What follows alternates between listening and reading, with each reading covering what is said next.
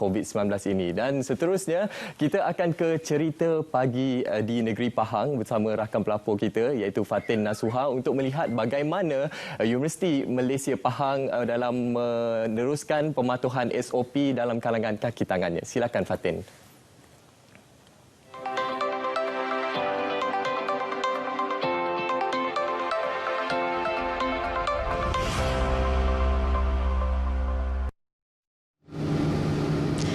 Baik, terima kasih kepada rakan penyampai di Angkasa Puri. Assalamualaikum dan juga selamat pagi. Jadi pada hari ini kami dari Pahang nak bawakan cerita pagi kepada penonton di Selamat Pagi Malaysia hari ini. Sebenarnya kami nak berkongsikan kepada anda mengenai bagaimana pelaksanaan prosedur operasi standard SOP yang telah pun dilaksanakan oleh pihak Universiti Malaysia Pahang. Dan untuk kita mengetahui dengan lebih lanjut lagi, kita akan bersama dengan Timbalan Naib Chancellor Hal Ehwal Pelajar dan juga alumni UMP iaitu Profesor Datuk Dr. Yusri Zainuddin. Assalamualaikum Datuk. Waalaikumsalam warahmatullahi wabarakatuh. Baik, Datuk, pada pagi ini kita nak bertanyakan sedikit soalan lah kepada Datuk sendiri. Jadi bagaimana mungkin Doktor boleh ceritakan mengenai SOP yang dilaksanakan sendirilah di Universiti Malaysia Pahang ini? Sebagaimana kita amalan biasa, SOP yang kita jalankan di UMP ini adalah bersesuaian dengan keperluan kita di sini walaupun kalau zon hijau di mana pelajar-pelajar ataupun orang luar harus merekodkan kehadiran mereka ke dalam kampus dan kita mengambil suhu mereka dan juga segala tempat yang mana mereka perlu ikuti ada SOP yang telah ditetapkan. Contohnya kalau di asrama, kalau di kita telah menentukan SOP yang telah perlu mereka ikuti dan juga semasa di kafe ya, jika mereka ingin makan maka kita pun menetapkan juga beberapa aspek penting dari supaya mereka tidak mengganggu dari segi kehadiran mereka di dalam kafe tersebut, di mana mereka tidak boleh makan di tempat itu, mereka perlu bungkus dan terus membawa pulang ke bilik mereka. Dan juga kepada orang luar pun kita menetapkan juga SOP yang telah ditetapkan. Juga di semasa mereka hadir kepada lab yang mereka pun perlu mengikuti segala SOP yang telah ditetapkan. Ya. Baik.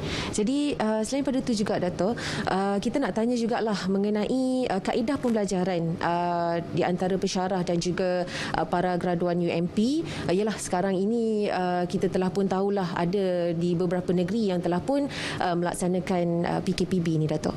Ya, di UMP tidak kecuali sebab ini adalah arahan daripada kementerian. Semua pembelajaran dan pengajaran dilakukan secara online dan kita tidak ada satu pun yang melakukan secara melainkan yang mereka berada di dalam kampus tetapi itu pun harus mengikut SOP.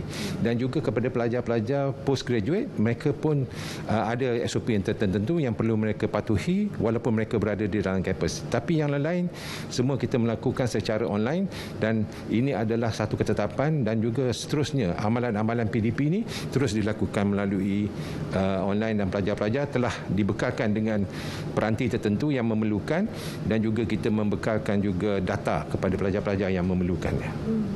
Baik. Jadi Datuk, bila kita melihat pada hari ini dengan kesan wabak COVID-19 ini, saya pasti sendiri mungkin ada pelajar baharu, kemasukan baharu di dalam Universiti Malaysia Pahang ini. Jadi apa menurut Datuk sendiri? Pelajar-pelajar baru sebenarnya mereka tidak dibenarkan masuk sehinggalah kebenaran ini diperolehi daripada pihak kerajaan.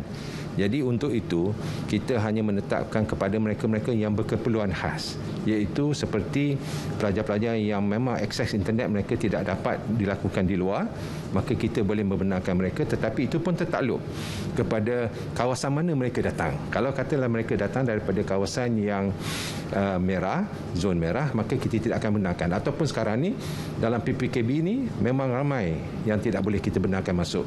Dan juga ada jika mereka menghadapi masalah di tempat-tempat lain pelajar kita, mungkin kita akan meminta bantuan daripada universiti yang lain jika mereka memerlukan juga.